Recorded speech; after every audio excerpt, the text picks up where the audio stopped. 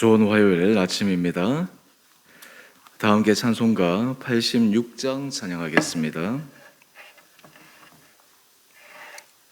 찬송가 86장입니다. 내가 늘 의지하는 예수, 나의 상처 입은 심령을 불쌍하게 여기사 위로하여 주시니 미쁘신 나의 좋은 친구. 내가 의지하는 예수, 나의 사모하는 친구. 나의 기도 들으사 응답하여 주시니 미쁘신 나의 좋은 친구.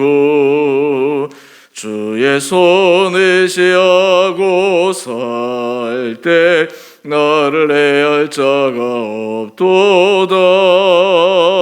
주님 나의 마음을 크게 위로하시니 미쁘신 나의 좋은 친구. 내가 의지하는 예수, 나의 사모하는 친구. 나의 기도 들으사 응답하여 주시니 미쁘신 나의 좋은 친구. 내가 요단강 건너가며 마음이 두려워서 떨 때도 주가 인도하시니 어찌 두려워하랴. 미쁘신 나의 좋은 친구. 내가 의지하는 예수, 나의 사모하는 친구. 나의 기도 들으사 응답하여 주시니 미쁘신 나의 좋은 친구.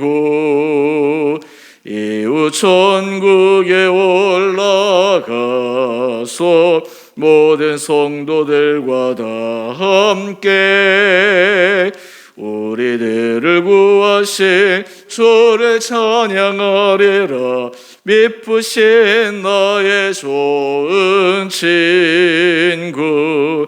내가 의지하는 예수, 나의 사모하는 친구. 나의 기도 들으사 응답하여 주시니 이쁘신 나의 좋은 친구. 아멘. 오늘 말씀 누가복음 19장 41절에서 48절까지 말씀입니다. 가까이 오사 성을 보시고 우시며 이르시되 너도 오늘 평화에 관한 일을 알았더라면 좋을 뻔하였거니와 지금 내 눈에 숨겨졌도다. 나를 이를지라 내 원수들이 토돈을 쌓고 너를 둘러 사면으로 가두고 또 너와 및 그 가운데 있는 내 자식들을 땅에 메어치며 돌 하나도 돌 위에 남기지 아니하리니 이는 내가 보살핌을 받는 날을 알지 못함을 이남이니라 하시니라. 성전에 들어가사 장사하는 자들을 내쫓으시며 그들에게 이르시되 기록된 바 내 집은 기도하는 집이 되리라 하였거늘 너희는 강도의 소굴을 만들었도다 하시니라.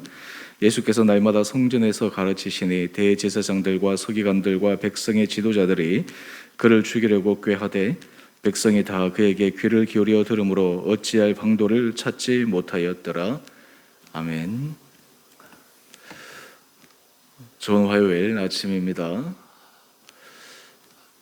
이제 계절이 바뀌고 있는 이쯤 또 우리 사랑하는 성도님들 하나님께서 건강 가운데 붙들어 주시고 특별히 요즘 코로나 확진자가 우리 주변에 너무 많아서 우리가 늘 조심하면서 살아야 되는데 하나님께서 우리 한 분 한 분들을 강건하게 붙들어 주시기를 원합니다. 오늘 본문 말씀은 큐티의 제목처럼 성전을 향해서 예수님께서 애통해 하시는 모습을 우리에게 소개하고 있습니다. 예수님께서는 예루살렘 성을 보시며 눈물 흘리며 애통해 하십니다. 그 이유는 이 예루살렘 성이 황폐화되고 멸망할 것을 바라보셨기 때문입니다. 우리가 삶을 살아가면서 우리는 이 눈의 소중함을 너무나 잘 알고 있습니다. 육신의 눈이 만약에 문제가 생겨서 잘 보지 못한다 그러면 우리는 큰 불편을 겪습니다. 심지어 헬렌 켈러 같은 사람은 자신의 평생 동안 소원 가운데 하나가 단 3일만 볼 수 있으면 라고 하는 그런 글도 쓰지 않았겠습니까? 그런데 여러분, 우리가 삶을 살아가면서 육신의 눈보다 더 중요한 것은 영적인 눈입니다. 하나님께서 우리에게 여러 가지 사인을 주시고 우리에게 알려주심에도 불구하고 우리가 그것을 보지 못하는 것입니다. 또한 이 영적인 눈과 더불어 영적인 귀, 주님께서 말씀하셔도 그 말씀의 의미를 깨닫지 못하고 또한 그 말씀대로 살아가지 못합니다. 그래서 주님께서 많은 경고를 하셨음에도 불구하고 그 경고의 사인들을 계속해서 무시하고 지나가다가 결국에는 실제적인 큰 사건에 부딪히게 됩니다. 오늘 본문 말씀을 한번 보십시다. 41절 말씀을 보시면 가까이 오사 성을 보시고 우시며, 예수님께서 예루살렘 성을 향해서 우시는 이 모습을 통해 주변의 사람들은 굉장히 의아해했을 것입니다. 도대체 왜 우시나? 지금 상황적으로 울만한 그런 상황도 아닌데 왜 우시는가? 42절에 보면 그 이유를 말씀합니다. 너도 오늘 평화에 관한 일을 알았더라면 좋을 뻔하였거니와 지금 내 눈에 숨겨졌도다. 평화의 왕으로 오신 그 예수 그리스도를 사람들은 알아보지 못했습니다. 뿐만 아니라 예루살렘 성에 일어나게 될 참혹한 참상에 대해서 예수님께서 이미 보셨기에 그로 인해서 고통당하는 수많은 사람들을 생각하며 안타까워하시며 눈물을 흘리셨습니다. 여러분, 우리가 예수 그리스도가 평화의 왕이시다라고 하는 것, 사실 믿음의 차원에서 이것을 우리가 바라보고 믿고 또 예수 그리스도를 우리 마음의 구주로 모시는데, 당시 사람들은 예수님을 평화의 왕으로 도저히 인정할 수 없었습니다. 우리 어제도 살펴보았지만 예수님을 왕이라고 얘기하는 그 표현을 가지고 종교 지도자들은 시비거리를 삼아서 오히려 예수님에게 항의하는 장면을 우리는 보지 않았습니까? 오늘 이러한 예수님의 그 모습을 사람들이 전혀 알지 못한 채로 그들은 자신의 말 그대로 잘못된 길을 걸어가고 있었던 것입니다. 오늘 43절 이하의 말씀을 한번 보십시오. 날이 이를지라 내 원수들이 토둔을 쌓고 너를 둘러 사면으로 가두고 너와 및 그 가운데 있는 내 자식들을 땅에 메어치며 돌 하나도 돌 위에 남기지 아니하리니 이는 내가 보살핌 받는 나를 알지 못함을 인함이니라. 실제로 이 예루살렘이 멸망하는 것은 주후 70년경 로마 장군 티투스에 의해서 완전히 예루살렘이 함락됩니다. 잔혹한 참상들이 일어납니다. 요즘 우크라이나 전쟁 통해서 우리가 소식을 접하면 여러모로 참 많은 안타까움과 참상을 듣고 있는데요. 그와 이상에 비교할 수 없을 정도의 그런 참상이 이 예루살렘 안에 일어났습니다. 어린아이들, 그리고 연약한 사람들, 수많은 사람들의 목숨이 앗아져 갔습니다. 사실 인간으로서 마치 아수라와 같은 그러한 어려움을 겪게 되는 것이죠. 여러분, 이것을 보면서 우리 이런 생각을 합니다. 그 당시의 사람들이 왜 오신 예수님을 몰라보았을까? 알지 못했을까? 깨닫지 못했을까? 그런데 여러분, 우리가 삶을 살아가면서 사실 그 당시 사람들의 모습처럼 오늘 우리도 살아갈 때가 많이 있습니다. 오늘 하나님께서 우리들에게 말씀하실 때 사실 그 말씀을 우리가 깨닫고 듣고 그것을 마음에 새기며 살아가지 못할 때가 얼마나 많이 있는지 모릅니다. 사실 우리는 삶에 있어서 모든 일어나는 일들 하나하나가 그저 우연히 일어나는 사건으로 생각할 수 있지만 하나님 앞에서 우리가 영적으로 좀 깨어 있으면 그 작은 사건 하나하나에서부터 하나님께서 우리에게 말씀하시는 그 주님의 계획과 의도를 발견하게 됩니다. 그리고 작은 것에서부터 그것을 빨리 캐치해서 우리가 하나님 앞에서 회개할 것은 회개하고 고칠 것은 고치고 하나님께서 우리에게 감동을 주실 때 그 감동을 따라 살아가는 것이 굉장히 필요합니다. 그런데 여러분, 미련한 사람의 특징은 무엇일까요? 하나님께서 그 안에 계속해서 주셔도 그것을 무시해 버리는 것입니다. 신호를 무시해 버리는 것입니다. 오늘 그래서 우리가 사실 들을 귀가 있고 볼 수 있는 눈이 있다. 이것이 우리 신앙생활 상태에 있어서 굉장히 중요합니다. 사순절 기간 예수를 깊게 생각하라. 여러분, 예수를 깊게 생각하기 위해 우리는 말씀을 묵상합니다. 말씀을 묵상하는 지식적인 차원에 머물러 있는 것이 아니라 우리가 하나님 앞에 기도할 때 하나님, 저에게 들을 수 있는 귀를 주십시오. 저에게 깨달을 수 있는 마음을 주십시오. 저에게 볼 수 있는 눈을 주십시오. 그래서 우리의 삶의 하루하루가 하나님께서 우리에게 말씀하시는 그 음성이 들려져야 합니다. 그리고 말씀을 통해서 우리 삶이 새로워지고 말씀 안에서 하나님께서 우리를 끌고 가시는 그 주님의 세밀한 손길들을 느낄 수 있어야 합니다. 여러분, 이런 삶을 살아가게 되면 하나님께서 우리를 안전한 길로 인도하여 주십니다. 우리는 주님이 선한 목자라고 믿습니다. 그런데 문제는 선한 목자라고 얘기를 하면서 주님의 인도하심을 따라 살아가지 않습니다. 주님의 음성을 들으려고 하지 않습니다. 주님께서 우리에게 감동 주시는 대로 우리는 살아가려고 하지 않습니다. 문제는 이런 일이 반복되면 영적 상태가 어떻게 되어질까요?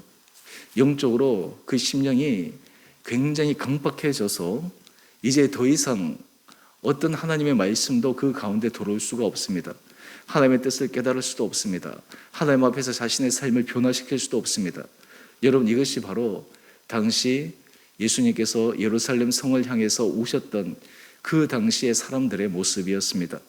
오늘 이 아침 우리의 마음의 상태, 우리의 영적 상태를 한번 점검해 보십시다. 나는 하나님 앞에서 주님의 음성을 들을 수 있는 영적으로 민감한 마음을 가지고 있는가?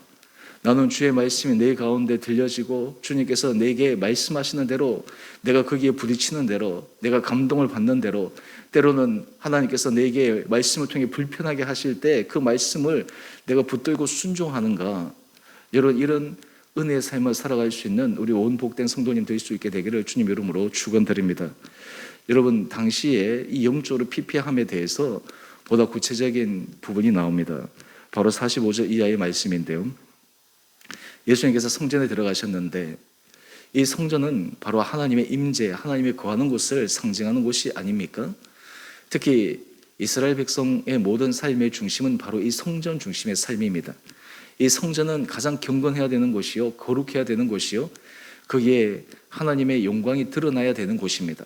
그런데 문제는 우리 성전 안에 우리 45절 이하의 말씀을 한번 보십시오. 장사하는 자들을 내쫓으시며, 여러분, 성전이 장사하는 자의 터전이 되고 말았습니다. 하나님의 임재하고 하나님의 거주하는 그곳이 사람들이 경제적 이익을 도모하고 재산을 축적하기 위한 수단으로 전락하고 말았습니다. 오늘 46절 말씀입니다. 예수님께서 안타까워하시며 말씀하십니다. 내 집은 기도하는 집이라. 기도하는 집이라고 하는 것은 바로 하나님과의 교통하는 것이요, 만나는 장이요, 그리고 하나님의 은혜를 누리는 곳이어야 되는데 지금 이 성전을 어떻게 만들었습니까? 강도의 소굴을 만들었다라고 이야기를 합니다. 당시 사람들이 제사를 드리기 위해서 짐승이 필요했습니다. 흠없는 짐승이 필요했는데 그 흠없는 짐승을 구하기가 어려웠기 때문에 성전에 와서 제사 드리기 전 짐승을 사는 그런 일이 자연스럽게 이루어졌습니다. 또한 성전세를 드려야 되는데 그 성전세는 일반 화폐 단위를 사용하지 않고 성전에서 사용하는 은화를 사용하기에 환전해야 했습니다. 여기에 차익이 발생하면서 오히려 제사를 드리러 하나님 앞에 온 사람들, 성전세를 드리러 온 사람들, 오히려 그 사람을 상대로 지금 이 성전 안에서는 장사하는 자들의 장사의 소굴이 되고 말았다라고 말씀하고 있습니다. 여러분, 이 성전의 모습이 바로 당시의 타락한 모습을 보여주는 상징적인 것입니다. 그렇기에 그들이 하나님의 말씀을 들을 수가 없었습니다. 하나님께서 그들에게 어떤 방법으로도 계속 사인을 보내셔도 그들은 무시했습니다. 무엇 때문이었습니까? 자신들의 경제적 이익 때문에, 자신들의 생계 때문에. 오히려 하나님의 일은 그냥 입으로만 얘기할 뿐이지 실제로는 종교적 행위가 자신의 삶을 살아가는 수단으로 바뀌게 되었다라고 하는 것입니다. 여러분, 사실 이러한 모습이 비단 당시에만 있었던 것일까요? 우리 교회 역사를 보게 되면 사실 교회 역사 가운데서도 이런 부분들이 많이 있습니다. 우리는 흔히 이 부분을 생각하면서 나와 상관없는 예루살렘 성전이나 아니면 교회의 역사만 생각하는데, 사실 우리 자신이 하나님 앞에서 거룩한 성전이 되어야 합니다. 우리 안에 하나님 앞에서 타락한 마음, 우리 안에 하나님 앞에서 부패한 마음, 우리 안에 하나님 앞에서 교만한 마음, 여러분 이것들이 바로 실제 당시 사람들이 가지고 있던 그 장사하는 마음과 별반 다를 바 없다라고 하는 것입니다. 여러분 우리의 삶의 자리에서 하나님 앞에서 들을 수 있는 마음, 그리고 깨달을 수 있는 그런 은혜를 주시는 것은 우리로 하여금 이것을 기경하라는 것입니다. 바꾸라고 하는 것입니다. 여러분 특별히 우리 사순절에 있어서 중요한 주제 가운데 하나는 회개입니다. 회개는 무엇입니까? 우리의 삶의 모습을 다시 한번 바라보는 것입니다. 내 신앙을 점검하는 것입니다. 하나님 앞에서 말만의 신앙이 아니라 진실한 삶의 모습으로 걸어가는 것입니다. 오늘 여러분의 삶의 자리에 하나님께서 그런 은혜 허락하여 주시기를 원합니다. 여러분 특별히 우리가 삶의 어려움이 있을 때, 여러 가지 위기 상황이 있을 때, 그때 우리 안에 하나님께서 말씀해 주시는 그 음성에 더욱더 귀를 기울여야 합니다. 그것을 통해서 하나님께서 우리 성도님들 한 분 한 분들을 세밀하게 인도해 주시는 그 은혜의 자리에 들어가기 위함입니다. 오늘 이런 당시 사람들의 이 영적인 무지와 교만과 그리고 패역한 마음들이 오늘 47절 이하의 말씀을 또한 통해 확인할 수 있습니다. 예수님께서 성전에서 가르치십니다. 날마다 하나님의 나라를 전합니다. 사람들이 듣습니다. 그런데 문제는 대제사장들과 서기관들은 오히려 예수님을 죽이려 합니다. 백성의 지도자들은 예수님을 죽이려 합니다. 왜 이런 일이 일어나고 있습니까? 그들이 지도자라고 얘기하고, 그들이 리더라고 얘기하고, 그들이 하나님 앞에서 경건한 길을 걸어간다고 얘기하면서 정작 그들은 주님의 뜻에 그들의 마음을 열고 순종하지 않고, 그리고 자신들이 원하는 길을 걸어갔기 때문입니다. 오늘 이 말씀을 통해서 주님께서 우리를 향하신 그 애통하는 마음을 우리가 확인하고 그것을 느낄 수 있는 우리 온 복된 성도님 한 분 한 분을 되시기를 원합니다. 주님이 우리를 보실 때, 주님이 우리 삶을 보실 때, 주님이 우리 가정을 보실 때, 주님이 우리 공동체를 보실 때 주님께서 어떻게 우리를 보고 계실까?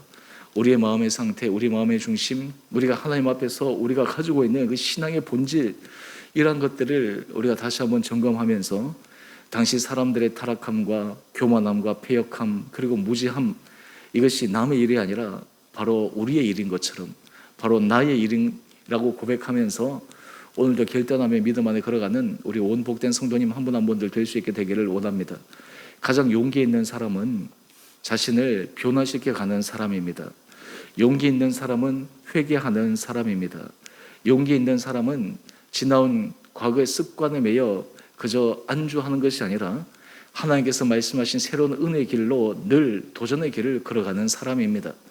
오늘 이 말씀을 통해서 다시 한번 우리 사랑하는 성도님 한 분 한 분들에게 은혜를 도와여 주셔서 여러분들의 신앙 안에서 용기 있는 자로, 신앙 안에서 하나님께서 기뻐하시는 의의 길을 걸어갈 수 있도록 주저하지 않고 포기하지 않고 타협하지 않고 내마다 믿음의 길을 한 걸음 한 걸음 걸어갈 수 있는 은혜를 구하는 복된 하루 되시기를 주님의 이름으로 축원드립니다. 우리 함께 같이 기도하겠습니다.